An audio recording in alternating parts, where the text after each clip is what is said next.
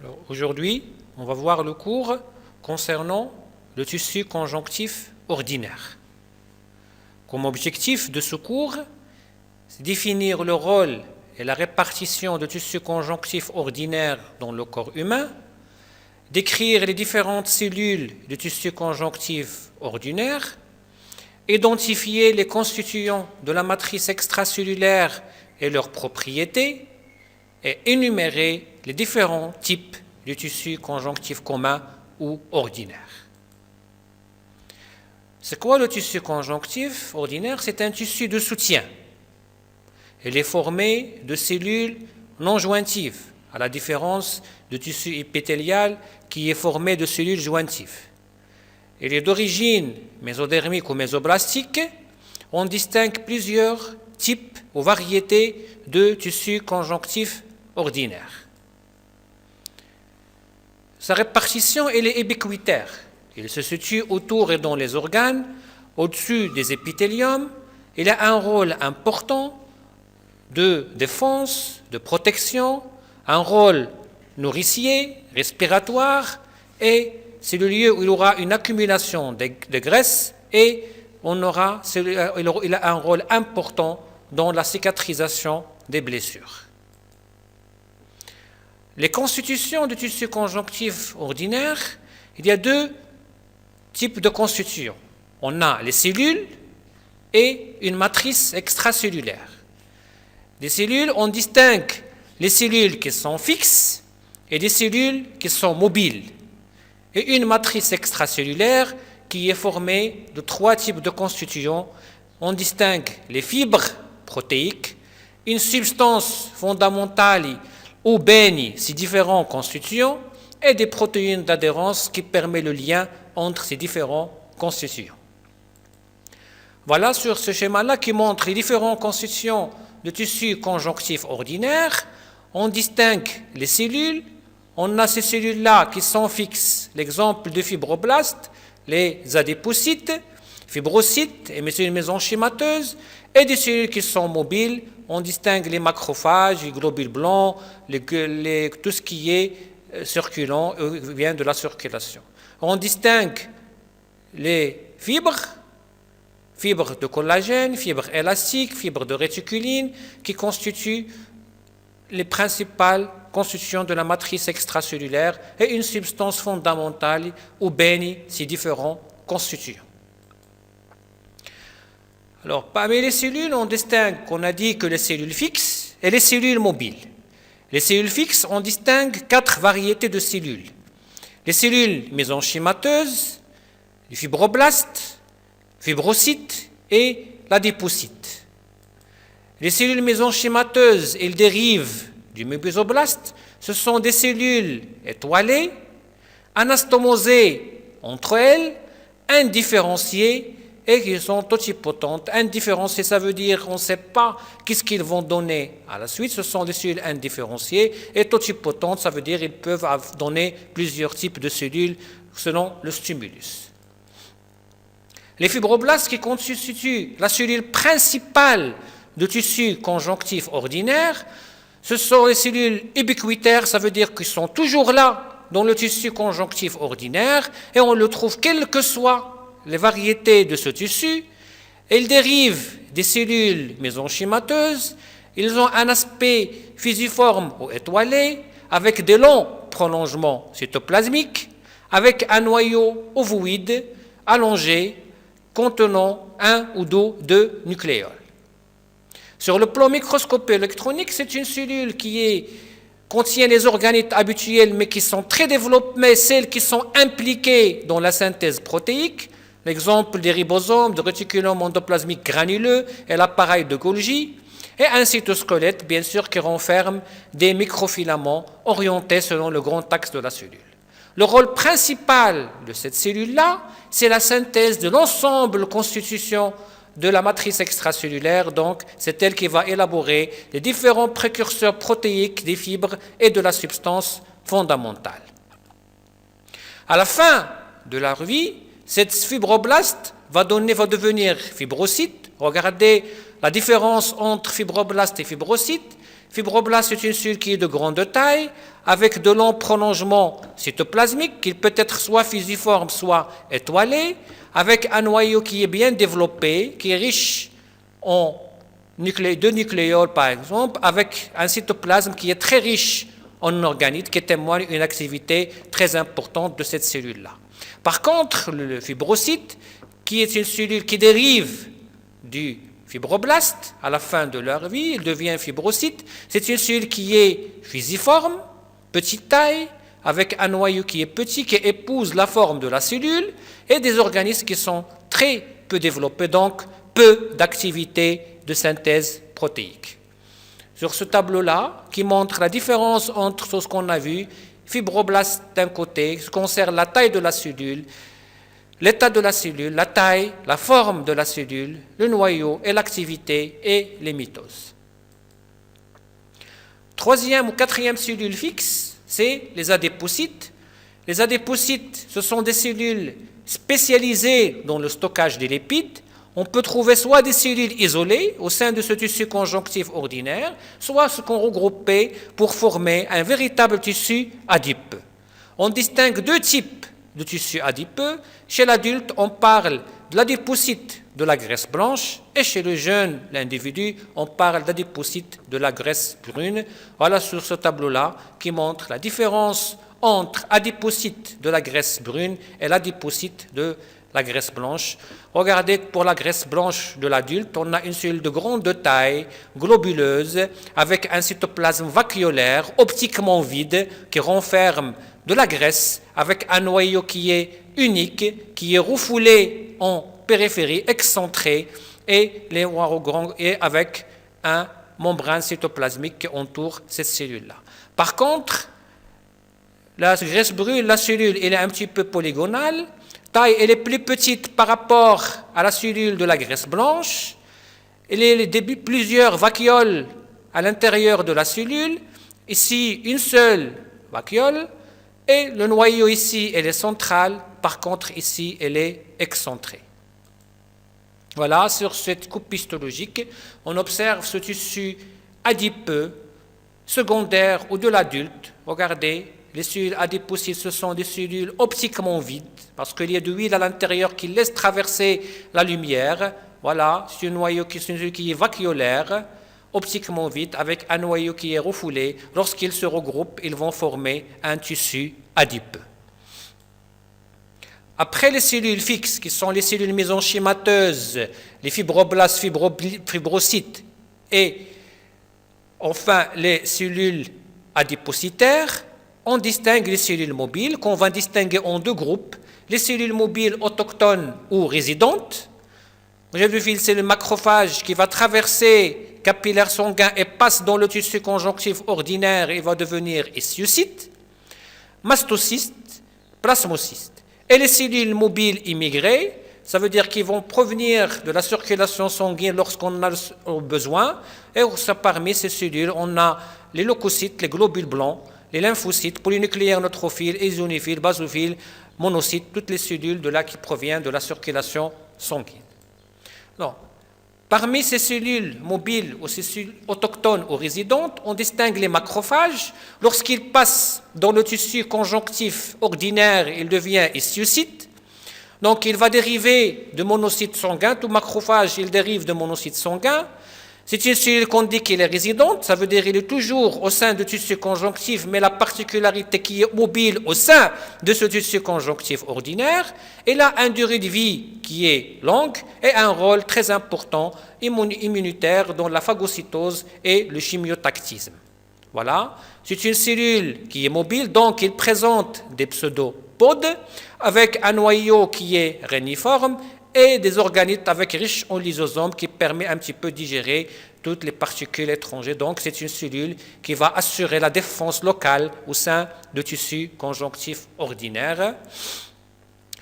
Deuxième cellule mobile résidente, c'est le mastocyste, qui est d'origine mésenchymateuse, de cellule mésenchymateuse. Elle a un noyau qui est central et sphérique, avec un cytoplasme qui est basophile et des vésicules de taille variable. Regardez, c'est celui-là au sein de tissu qui est celui de grande taille avec un noyau central, mais la particularité qu'il renferme au sein de leur cytoplasme des grains, enfermant des grains. Parmi les grains qu'on distingue, c'est des grains d'héparine, de sérotonine, d'histamine et de l'acide hyaluronique à l'intérieur de leur cytoplasme. Donc, il intervient surtout dans le phénomène allergique. Voilà le rôle. Il contient de l'héparine qui est un rôle anticoagulant pour le métabolisme des lipides, l'histamine qui est un vasodilatateur des capillaires, sérotonine, sublimation des fibres musculaires lisses et l'acide hyaluronique dans le métabolisme de la substance fondamentale. Donc il a un rôle important surtout dans le phénomène allergique. Et troisième cellule qui est mobile mais qui est toujours là, ça veut dire qui est au sein de tissu conjonctif ordinaire mais qui est mobile au sein de tissu, on distingue plasmocytes qui dérivent de lymphocyte B. Ils ont un noyau excentré en rayon de roue, voilà, avec un noyau nucléaire central avec un aspect en rayon de roue excentré, avec un cytoplasme qui est basophile et une forme qui est un petit peu ovalaire de la cellule. Et les autres cellules qui sont mobiles mais qui sont immigrées, ça veut dire lorsqu'on a besoin de ces cellules, ils vont traverser les capillaires sanguins et passent surtout en cas de lésion. On distingue les monocytes, les lymphocytes, les polynucléaires neutrophiles, les polynucléaires éosinophiles et les polynucléaires basophiles. Après les cellules, on vient de voir les cellules fixes et les cellules mobiles. Deuxième constitution principale de la tissu conjonctif ordinaire, c'est la matrice extracellulaire qui est formée de 3 compositions. C'est les fibres protéiques, la substance fondamentale au bain de ces différentes constitutions et les protéines d'adhérence. Les fibres protéiques, on distingue 3 types de fibres. Des fibres de collagène, fibres de réticuline et fibres élastiques.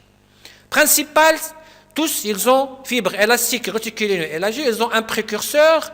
Pour les fibres élastiques, on a un précurseur qui est une molécule protéo-élastine. Par contre, pour les fibres réticulines et les fibres de collagène, on a le même précurseur qui sont tous d'origine de cellules fibroblastes et ils vont être l'assemblage de ces molécules-là au sein de la matrice extracellulaire. Les variétés de fibres de collagène, les fibres de collagène constituent les protéines principales de l'organisme. Elles constituent 30 à 35% des protéines de l'organisme. On distingue plusieurs types, des fibres de collagène qui sont fibrillaires et des collagènes qui sont non fibrillaires. On distingue plusieurs types de fibres de collagène fibrillaires, type 1, type 2, 3, 4, 6, qui sont répartis selon plusieurs, par exemple le derme au niveau de membrane basale et autres constituants. Et on aura des collagènes qui sont non fibrillaires et qui se localisent surtout au niveau de la membrane basale. Parmi les propriétés de ces fibres de collagène, ce sont des fibres extensibles, longues, un aspect qui est sinueux et rubané. Ils peuvent être isolés, mais ils peuvent avoir former un faisceau. Leur rôle est très important parce que c'est eux qui vont conférer au tissu conjonctif une résistance importante due à leur aspect sinueux, extensible et rubané. Voilà, ce tissu conjonctif ordinaire qui est fibreux, on voit cet aspect sinueux avec l'organisation en faisceau des fibres de collagène, ça donne plus de résistance au tissu conjonctif et on voit bien sûr ici c'est les fibroblastes, les noyaux des fibroblastes, et le reste, c'est les fibres de collagène qui peuvent s'organiser en faisceaux. Les fibres de réticuline, on a dit qu'ils sont les mêmes précurseurs que les fibres de collagène, donc c'est une fibrille de collagène sur laquelle on fixe un complexe glucidique. Il se situe autour des capillaires sanguins, limbe basale et tissu adipeux. Ce sont des fibres qui sont minces, flexibles, grillagé, ça veut dire qu'il forme un grillage et non ramifié. Donc cet aspect-là, on a une fibrille de collagène qui a une striation transversale et tout ça, à laquelle on ajoute des complexes glucidiques au sein de cette fibrille de collagène, ça donne une fibrille de réticuline. Voilà qu'on voit ici sur cette image-là histologique de tissu conjonctif ordinaire, cette richesse en fibres de réticuline qui sont minces, qui sont très minces, fines, et au sein du tissu conjonctif ordinaire. Troisième type de fibres, c'est les fibres élastiques, qui sont aussi longues, minces, mais la particularité, elles sont ramifiées et anastomosées. Ils n'ont pas de striation transversale, elles ont la caractéristique d'être élastiques, ça veut dire lorsqu'on tire, ils sont extensibles bien sûr, mais lorsqu'on relâche, ils reviennent à leur taille initiale. On les trouve au niveau du tissu conjonctif pulmonaire, au niveau de l'aorte, au niveau du derme. Ce sont parmi les localisations les plus importantes de ce tissu, de ces fibres élastiques. Voilà. Les fibres élastiques, ce sont des fibres qui sont ramifiées, anastomosées, élastiques. Ça donne l'aspect en filet de maille. Ça veut dire qu'ils vont être extensibles, mais élastiques. Ils résistent, mais qui sont élastiques. Ils reviennent à leur taille initiale lorsqu'il n'y a plus de pression. Deuxième constitution de la matrice extracellulaire après les fibres, c'est la substance fondamentale. La substance fondamentale, c'est un produit qui peut être aqueux, visqueux ou baigné. Les différentes constitutions de la matrice extracellulaire, fibres, cellules et tout ça. Elle occupe l'espace entre les fibres et les cellules. Il a une consistance variable. Il peut être aqueux, semi-solide. Bien sûr, il provient de fibroblastes qui élaborent une partie de cette substance fondamentale et aussi de sang circulant avec les échanges avec les tissus, le milieu interstitiel. Un aspect qui peut être visqueuse et translucide, riche en eau, donc l'eau est la constitution principale de la substance fondamentale. Il peut renconfermer des protéines, des sels minéraux, des protéoglycanes et des glycosaminoglycanes.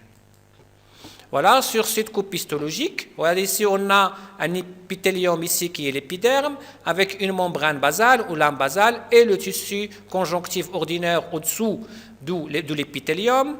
Il est formé des cellules conjonctives, c'est des fibroblastes, avec feutrage de collagène, des fibrilles de collagène partout, une substance fondamentale ou baigne, ces différentes constitutions, et des petites cellules avec un noyau qui est très petit, qui sont les fibrocytes, qui sont des fibroblastes vieillis.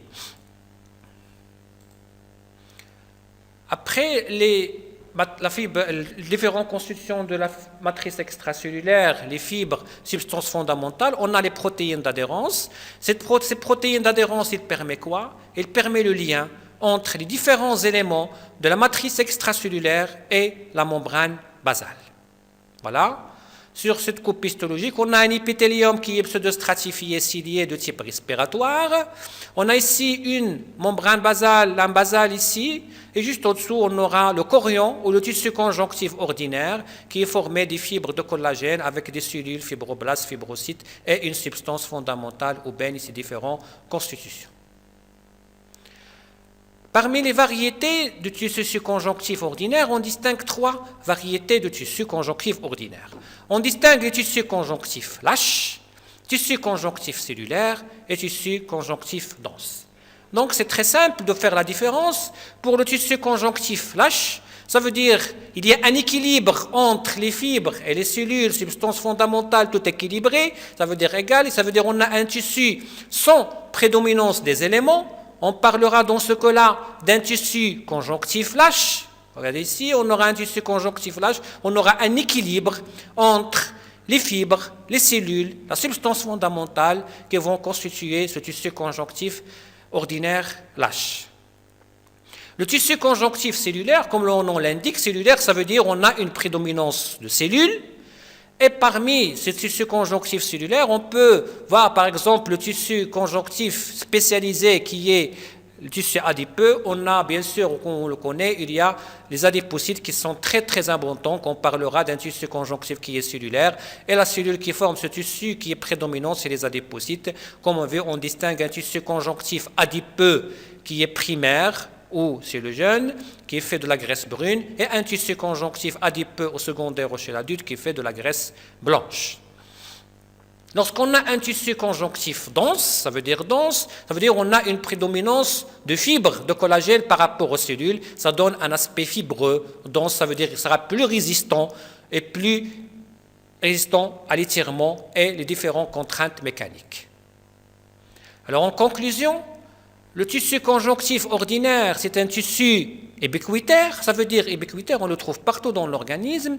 On le trouve dans la peau au niveau de l'œderme, on le trouve au niveau de tout ce qu'il y a épithélial au-dessous de l'épithélium, on le trouve autour des organes, à l'intérieur des organes. Elle est fait de cellules qui sont non jointives, qu'on le divise en cellules fixes et cellules mobiles. Les cellules fixes sont les cellules mésenchémateuses, les fibroblastes, fibrocytes et les adépocytes, et les cellules qui sont mobiles, qu'on le divise en deux types, les cellules mobiles autochtones ou résidentes qui sont les histiocytes, mastocytes et lymphocytes, et des cellules qui sont mobiles et qui sont immigrées, qui proviennent de la circulation, qu'on distinguera plusieurs types, les polynucléaires neutrophiles, eosinophiles, basophiles et les monocytes. Elle constitue un support structural et métabolique. Ça veut dire que c'est le lieu qui va lieu les échanges avec les cellules, parce que c'est un tissu qui est vascularisé, donc c'est le lieu des échanges avec les vaisseaux. Et un support structural, ça veut dire celui qui va maintenir la forme et qui va tenir nos épithéliums, qui va tenir la forme de l'organe parce qu'ils vont entourer les organes. Il a un rôle important dans la défense contre les micro-organismes, parce que c'est le lieu où il y aura la vascularisation lorsqu'on a une lésion, c'est lui qui va intervenir pour assurer une cicatrisation, pour assurer une défense contre tout ce qui est micro-organismes qui vont attaquer l'organisme. Alors pour terminer, on va projeter quelques questions d'évaluation, quelques QCM. Première QCM, alors les cellules mobiles de tissu conjonctif ordinaire sont les fibroblastes, monocytes, adépocytes, fibrocytes et lymphocytes. Bien sûr, fibroblastes, adépocytes, fibrocytes, ce sont des cellules qui sont fixes. Et les cellules qui sont mobiles, on a les monocytes et les lymphocytes qui sont des cellules mobiles, quelles que soient autochtones ou immigrées. Pour le fibroblast a un gros noyau ovoïde, a un cytoplasme basophile, peut avoir un aspect fusiforme et pourvu d'organites peu développés, est responsable de la formation de la matrice extracellulaire. Oui, il a un grand noyau ovoïde qui a une grande activité, un cytoplasme qui est éosinophile, pas basophile, peut avoir un aspect fusiforme, oui, soit fusiforme, soit étoilé, et pourvu d'organites peu développés, non, il est pourvu d'organes qui sont très très développés, est responsable de la formation de la matrice extracellulaire, oui. Donc, les propositions juste c'est le A, le C et le E. Les fibres élastiques sont synthétisées par les fibroblastes, sont des fibres longues et minces, présentent des striations transversales, peuvent s'anastomoser, on les trouve au niveau du derme. Donc, effectivement, les fibres élastiques sont synthétisées par les fibroblastes. Quelles que soient les fibres élastiques, collagènes ou autres, ils sont d'origine de fibroblastes. Sont des fibres longues et minces, oui. Présentent des striations transversales, non. C'est les fibres de collagène qui présentent des striations transversales. Effectivement, ils peuvent s'anastomoser et se ramifier. Et on les trouve, oui, on peut les trouver au niveau du derme. Donc les propositions qui sont justes, c'est le A, le B, le D et le E. Je vous remercie.